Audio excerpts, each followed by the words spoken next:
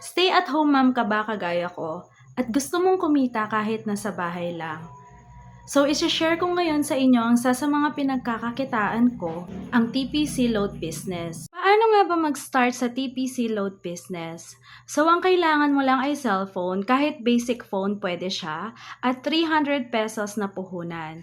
Sa 300 pesos na puhunan, i-activate natin ang personal SIM card mo para makapag-start ka na mag-load all network.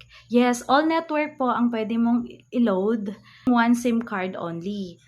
Tapos, meron ka ng 100 pesos na load wallet na pwede mo nang ibenta.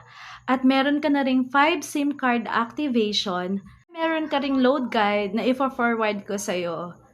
So, see you on my team. Ano pang hinihintay mo mga kachika? Message me para makapag-join ka na at mag-start ka na ng sarili mong negosyo. Thank you for watching. See you on my next vlog.